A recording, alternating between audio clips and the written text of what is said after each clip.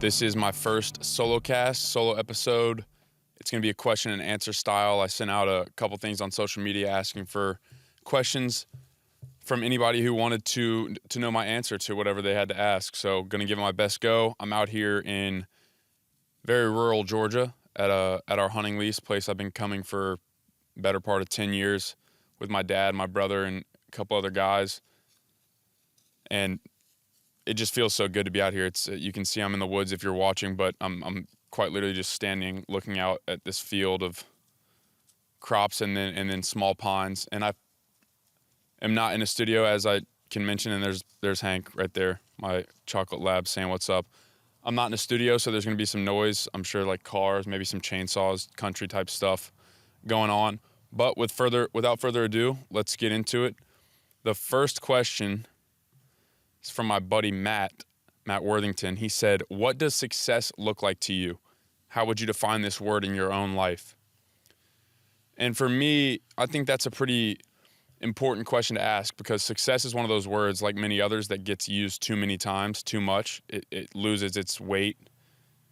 When people say, "I want to be successful," or "that guy's successful," it really doesn't mean much anymore.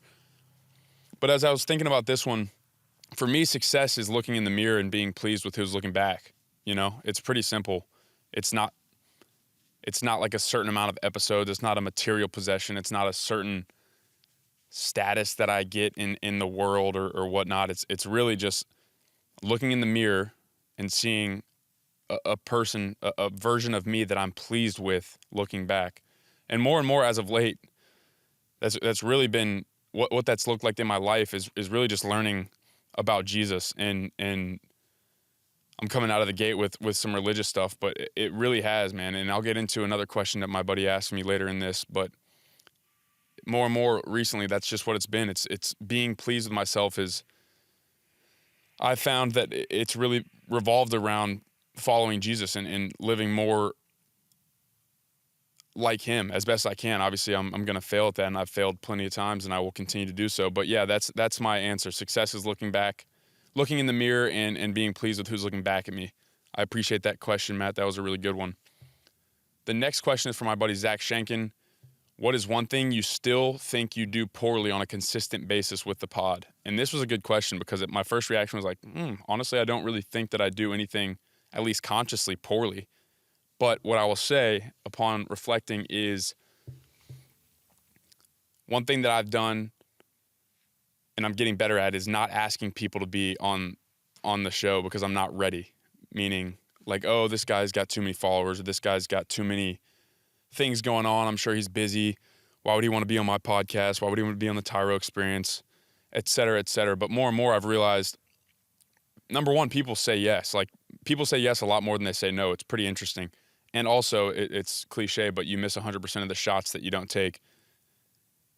Some of the people that I've had on thus far, even to me, are like pretty surprising that I've been able to speak with them. And some of the experiences that have resulted from that are just absolutely incredible. Some of my favorite experiences I've ever had in life, particularly the episode with Will Harris. That was just an incredible experience. But yeah, that's the thing I think I'm doing poorly, and I'm getting better at, and will continue to get better at, just asking more people to be on the show and understanding that it's not a matter of being ready or not. It's a matter of trying and taking that leap. And if they say yes, then we'll do our best to have a good conversation. And if they say no, then we'll move forward. The next question is also from Zach. Who is your North Star podcast or person you try to emulate the most? I don't try to consciously. I don't emulate anybody exactly, and I do that intentionally. I don't want to be Joe Rogan. I don't want to be Chris Williamson. I don't want to be Andrew Huberman, Jocko Willink, etc. That being said, I have my own interests. I have my own style. I have my own curiosities, and I desire for those to come across and be expressed authentically. I don't think that's possible if you're looking to any one person or group of people to be like exactly. But Joe Rogan and Chris Williamson are certainly the two that I've drawn the most inspiration from. Joe Rogan, because I believe that our styles are similar, like our conversational styles. I would not consider myself an intellectual. I consider myself very curious. I want to learn about everything. I want to learn about so many things. It's like hard to even keep track. And I'm interested in a lot of things: hunting, martial arts, baseball, health, writing, history, military, all these different things. So I have no niche, kind of like him and like other people, but archery, I like archery hunting. I like jujitsu. I like a lot of the things that he likes. And for that reason, I think I've drawn a lot of inspiration from him.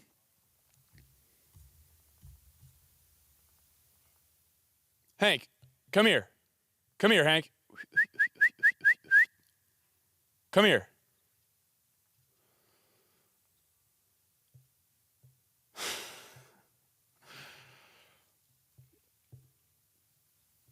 Come here. And then Chris Williamson, I think he's fascinating because he was actually one of the main inspirations at the beginning, because I watched his first episode and I was like, okay, with certainty I can do better than that. No disrespect to Chris. I hope to have him on the show at some point soon. But I think he'll even tell you the first episode was definitely, it's nowhere even remotely close to where he is now. But people see where he is now and they think, oh, he's done this for so long, he's got this experience. But everybody starts somewhere. So when I saw his first episode, it really inspired me to just start, because that's what he did. And also just his style. I think the way he goes about podcasting is unique. The questions that he asks are unique. He does a lot of research, which is not something that I typically do, depending on the guest. But I think those two guys, Chris Williamson and Joe Rogan, have certainly been the two podcasters that I've drawn the most inspiration from. Thank you for those two questions, Zach. The third one from Harry Gray, the man, the myth, the legend.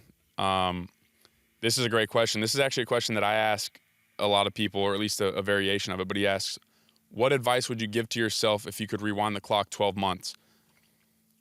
I would give myself the same advice that I would give myself now, which is pray more, pray earnestly, pray hard, pray often, pray about everything.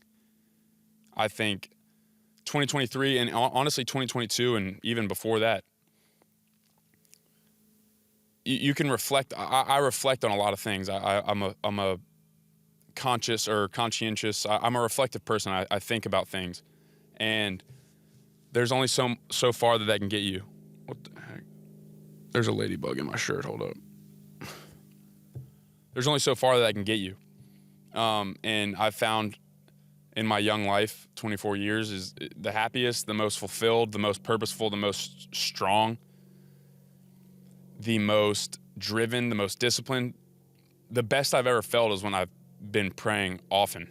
And so I think that's a common denominator, tapping into the power of God and inviting him into your life, inviting him into my life is a piece of advice I'd give myself and everybody, but definitely myself 12 months ago. So Harry, that was a great question. Thank you for that one. Next question from Graham Fireved, my boy. 3 most impactful lessons you've learned from your guests. This was a good one because it kind of had me reflecting on all my episodes, and one of them actually is not even from the podcast directly, but it is from a guy that's been on the podcast. The first one, though, is from the Noah Ryan episode, which is my most downloaded episode. And the lesson is I just wrote down frictionless. Make things frictionless. Make things as frictionless as they possibly can be. And the example is this. Me and Noah had been trying to get, or I had been trying to get him to come on the pod for a little bit. We tried to schedule something, didn't work out. And then a couple days later, no contact. So I kind of just assumed we'd get back to it. And then I'm in Missoula, Montana at a coffee shop at like 9 a.m. And Noah DMs me. He's like, yo, can we do it in 30? And I'm like, all right, let's go. Okay. So I rushed back to our Airbnb, which is like literally a yurt. It's a tent in the woods. Pretty bad Wi-Fi. Didn't have time to set my mic up. Didn't have time to set my camera up. Just raw dogged it pretty much. Literally just plugged my earphones in and had a conversation. I didn't have notes on that one because I wasn't prepared. And it ended up being one of the most well-received episodes that I've done, which I think is a very valuable lesson, because we create these barriers, and this is something I've mentioned before, is we create these barriers where it's almost a justification for not doing something, because we say, oh, we need X, Y, Z, and 48 other things to start or to do this thing. Like, I need my mic to set up. I need great Wi-Fi. I need my camera set up. I need this. I need a topic or a set of topics to discuss. I need questions, blah, blah, blah. That's not true. Obviously, there's a level of preparation that needs to be implemented and prioritized, but that was one of my favorite conversations. One of the conversations that I actually personally took the most away from And like I said, it was literally 30 minutes. I didn't set up anything. I didn't have any notes. And it was pretty frictionless, which actually made it really enjoyable. So that's a very valuable lesson. I think that a lot of people, I think everybody can implement that into their life. If there's something that you want to do, make it as frictionless as possible. The second lesson is from David Sutcliffe. That was a great conversation with him. He's a fascinating guy, extremely insightful, extremely wise. He's more or less a sage, which is how I actually ended that conversation, telling him he's a sage. But the lesson from that one is faith is found in the present moment. You cannot be faithful if you are not in the present moment. You cannot be present in a moment if you are not faithful. And that's the lesson that I took from that conversation, the overarching one. Because when you think about what faith is a belief that God will use your past for good, and a belief that your past and the present will also be used for good. I don't know if that makes any sense, but so I don't believe that you can be present in a moment, because if you're present in a moment, you're not worrying about the past, and you're certainly not anxious about the future. That's what presence means. It means being in this exact moment right now. It's not the past. It's not 10 seconds earlier. It's not the future. It's not 2 weeks down the line.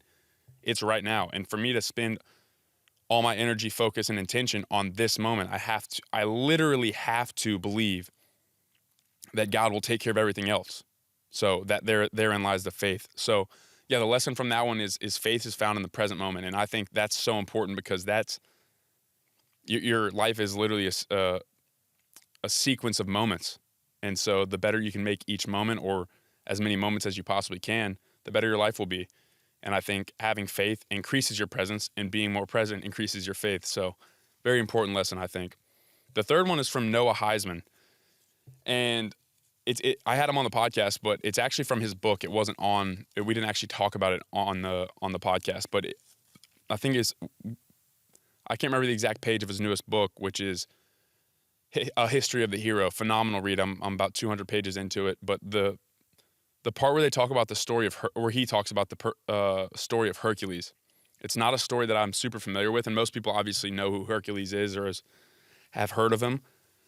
But the part of the story where he comes to the crossroads, and virtue and vice address him in the story as two different women, or arete and kakia, or kakia, I believe is what they're called in Greek. That is one of the most profound 2 pages of reading I've ever done in my life. Yeah, and it's just one of those things where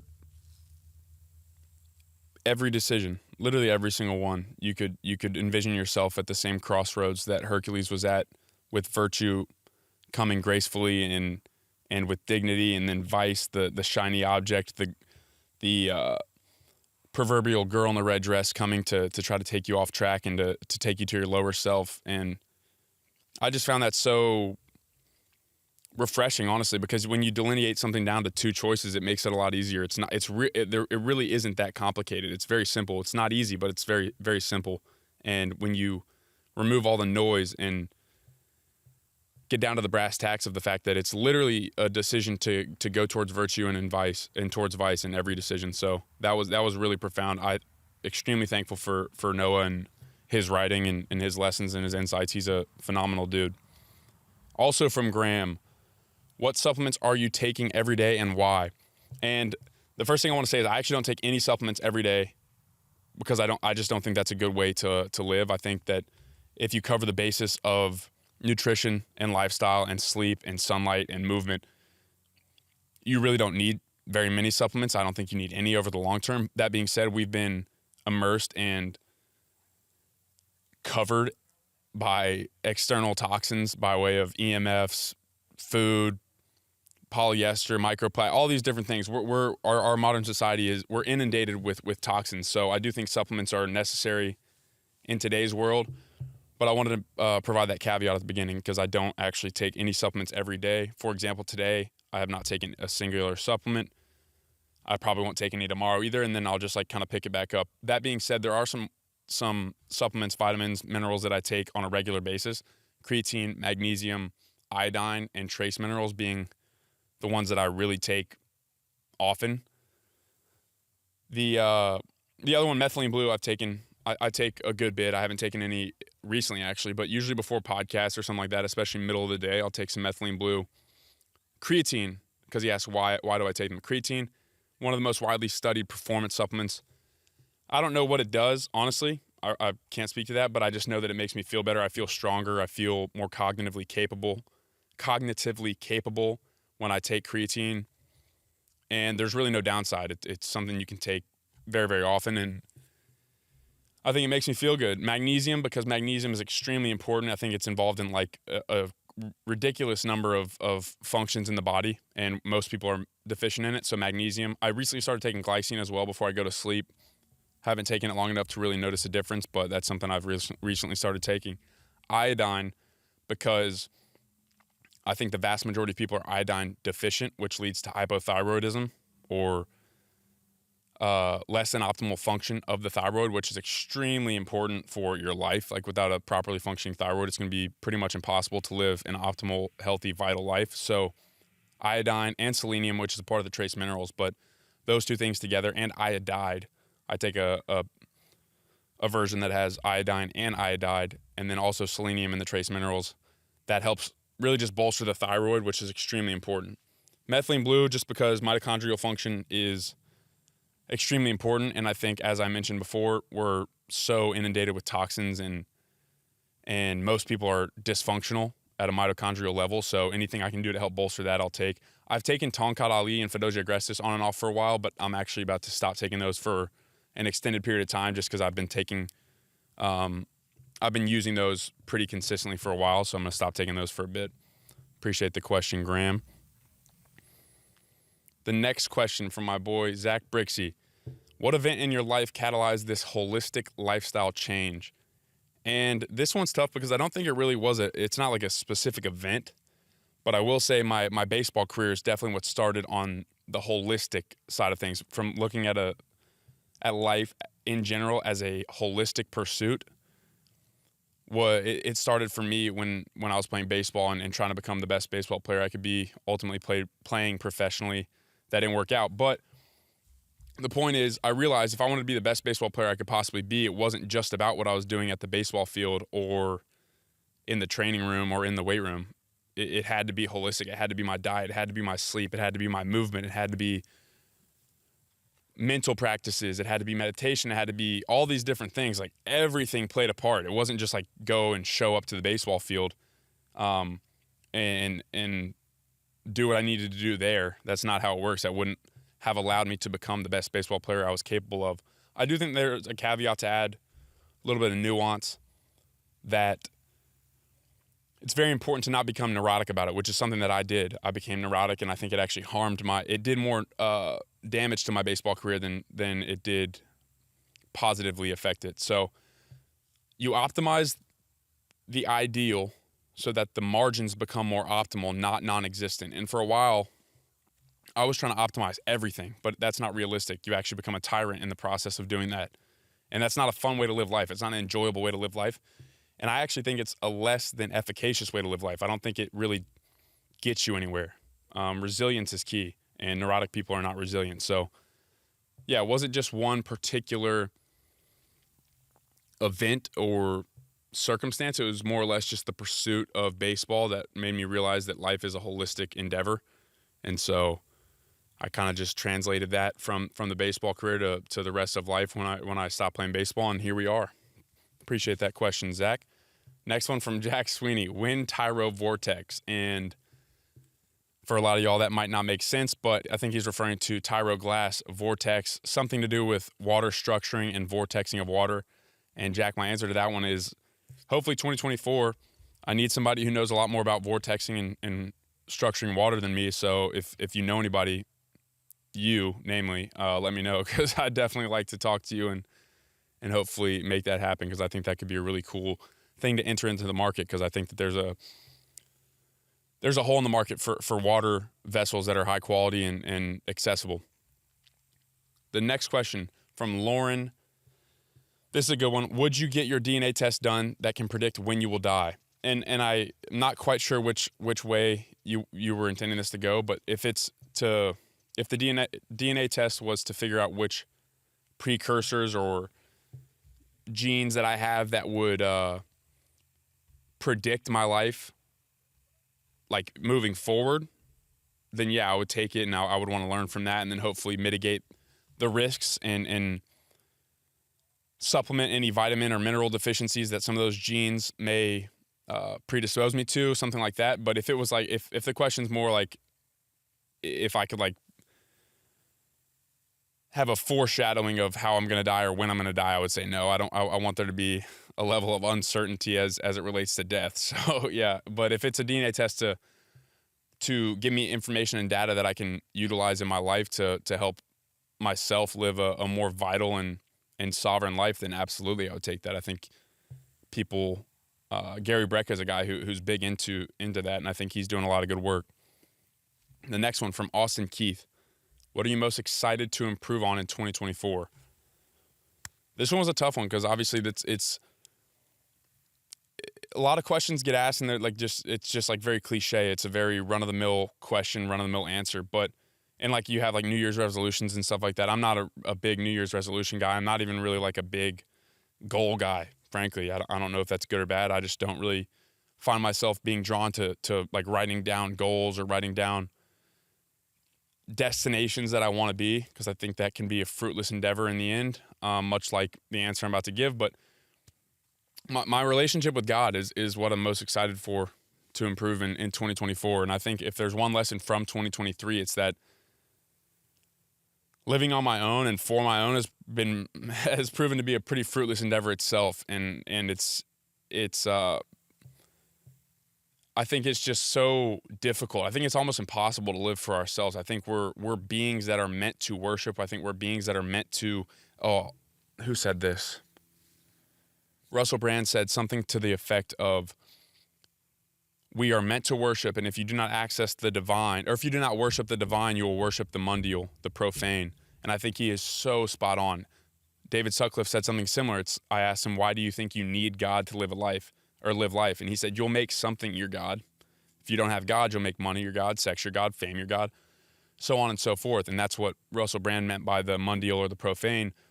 And so for me, in 2024, I'm excited to improve my relationship with God and to enhance my worship of the divine, because I think, and that might sound sort of like foo-foo or like fairy dust and stuff, but to me, I mean, I really think it's proven itself in my life that living for myself and by myself is not a very good way to do it. I don't think it's fruitful in the end, and honestly, the men that I respect most in this life are godly men, and that was even that's been the case for as long as I can remember, even before I even was concerned, or in the seasons of my life that I haven't been concerned about God or relationship with God.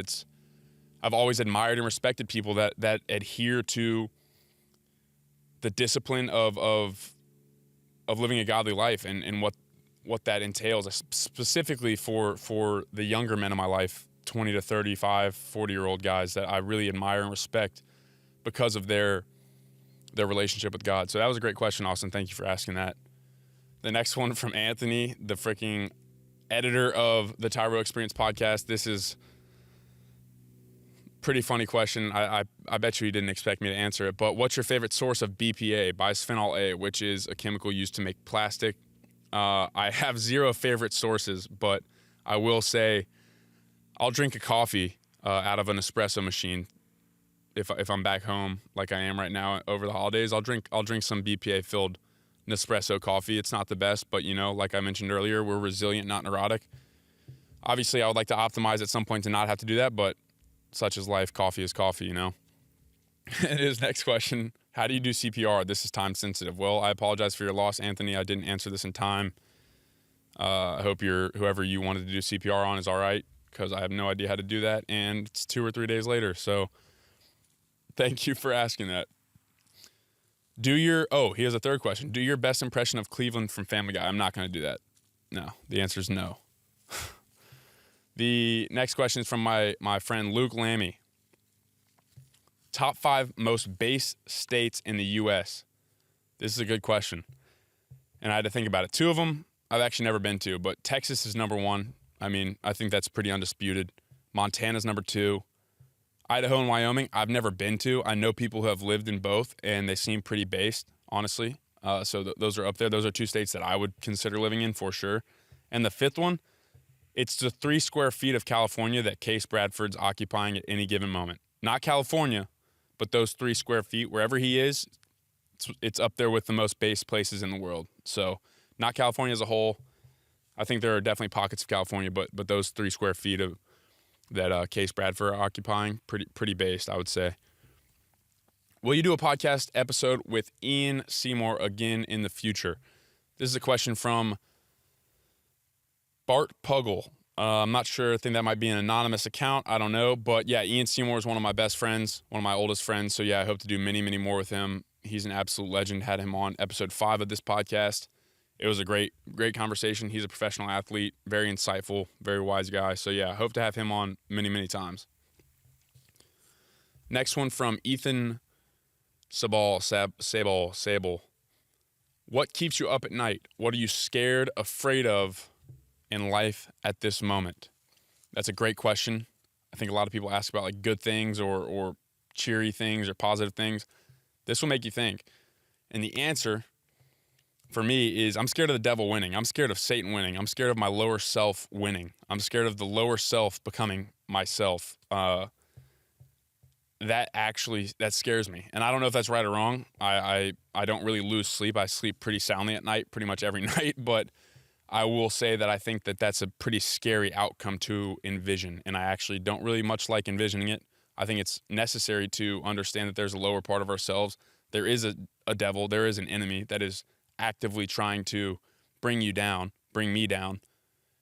And it scares me thinking of that entity winning. So yeah, that's a tough one, but I think it's a necessary question to ask yourself. So anybody listening, I think that'd be a good one to ask yourself. The next question from Ethan as well. What are you excited about in life right now? What makes you get up out of bed? I'm excited about a lot of things, namely the podcast, what I'm doing right now. I think it's multiple times more rewarding than it was at the beginning, which is cool because a lot of times you start an endeavor and it becomes less rewarding. Not the case.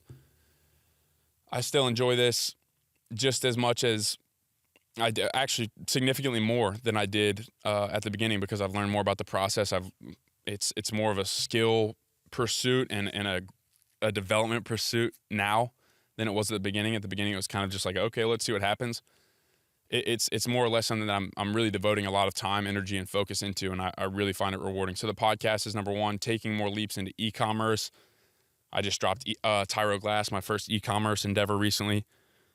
And I'll touch on that in a little bit, but that was a really big learning experience. So excited to take some more steps and more leaps into e-commerce and into that world.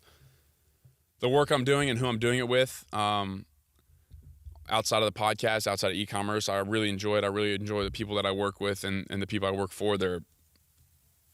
It's a group of people that I respect and admire in a lot of ways. So that's exciting. The community God is cultivating my life. Especially after being in Austin for a good bit of 2023.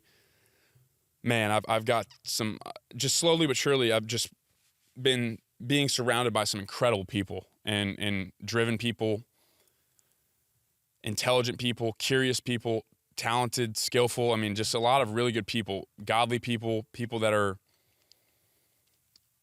actively pursuing their most vital and sovereign form, which is something that I want in my life. And I think there's real merit to the old cliche saying of you are who you surround yourself with. So that's something I'm very excited about. Martial arts is another thing I'm excited to. I've kind of taken a little bit of time off in 2023. Excited to get back into jiu-jitsu and Muay Thai really hard. Maybe do some MMA training as well. And hunting as well. I mean, there's so many things, but hunting specifically, I'm excited to get back in the woods. I haven't been in the woods. I'm here right now, but I haven't been in the woods in quite some time. Really trying to get in the elk woods in 2024 at some point in the fall or winter. That's like a life goal of mine, and me and some buddies are really trying to make that happen. So very excited for that as well. A lot of things to be excited for. Thank you for that question. Oh, the next one also from Ethan. What daily things do you do that most people don't think about? This is a good one too. I think the answer for me is fight battles, like we all do. And I think myself, particularly in this instance, is who I'll speak for, but we forget that like everybody's got struggles. Everybody's got things that they're dealing with, right? And like the person that cuts you off, it's so easy for us to like depersonalize that and say, you know what, like that, like just to think this guy's a piece of shit for cutting me off. Like, how could he do that? What an asshole. He just endangered my life or whatever. But that dude literally could be having the worst day of his entire life. He could be fighting a battle that's 10x times or 10 times harder than the battles that we're fighting. We don't know. And I think that's an important thing to kind of take a step back and realize, because most people don't think about the battles that other people fighting. And that's why I answered your question that way is, what daily things do you do that most people don't think about? Yeah, I mean, most people probably don't think about me fighting my battles, just as I don't think about them fighting their battles most days. So it's kind of refreshing to take a step back and think, you know what, we're all fighting. We're all dealing with our own struggles. We're all trying to become the best versions of ourselves, hopefully.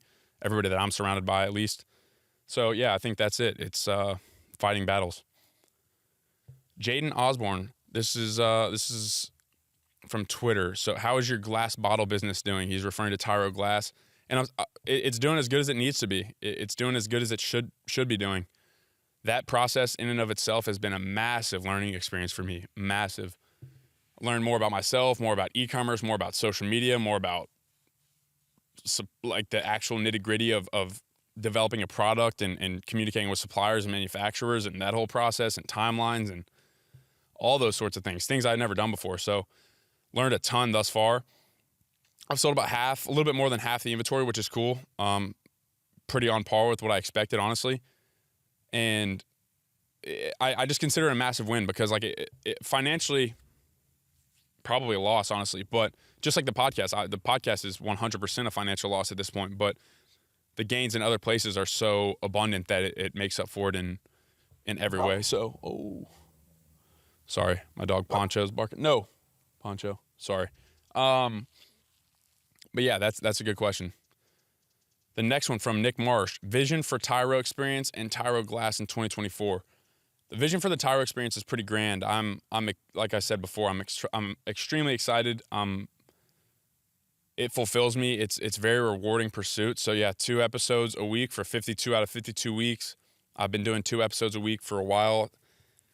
In December, we've kind of gotten off that just because of the holidays and things of that sort. But 52 out of 52 weeks, two episodes a week, more in-person podcasts, and the traveling. Like I plan on doing a lot of traveling for in-person podcasts this year, which would be cool. I think there's a couple road trips that I want to make where I can do 5-10 in-person podcasts at this like in a week or so, which would be really, really cool. And maybe even posting some stuff about the behind the scenes of that, like the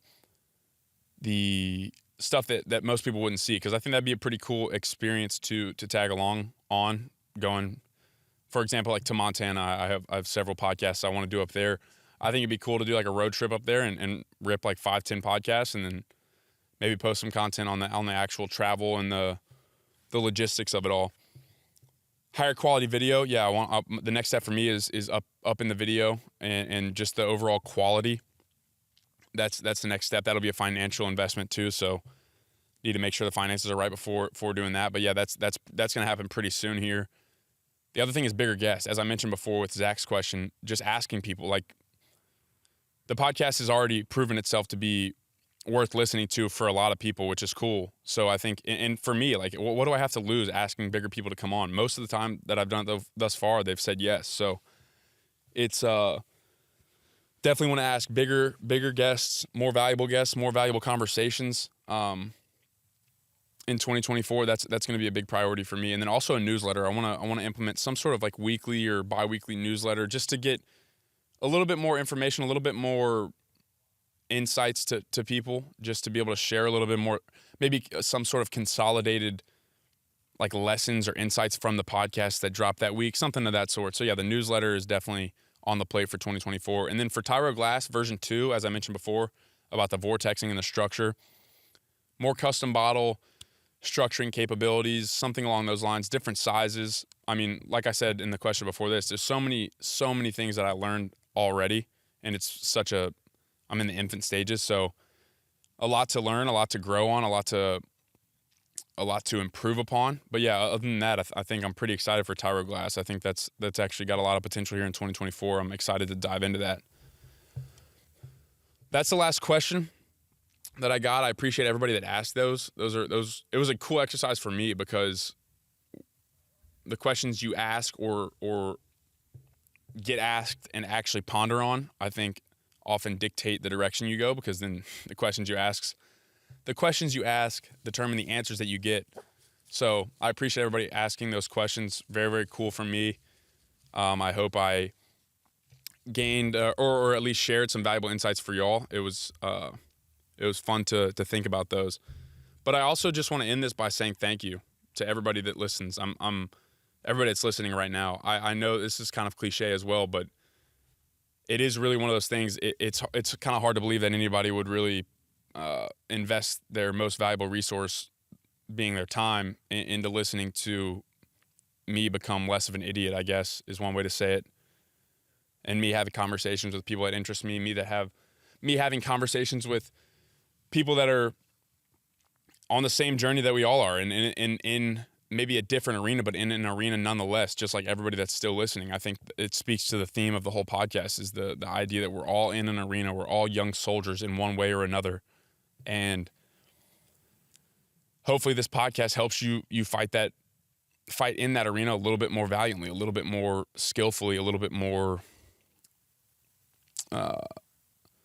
just with a little bit more success and whatever that looks like to you. Like going back to that first question of this podcast, just, I really do sincerely hope that this podcast helps whoever. It could be one person. It literally already happened to me, so I guess it's worth it. But I hope it helps other people be able to stand in that arena a little bit more firm and actually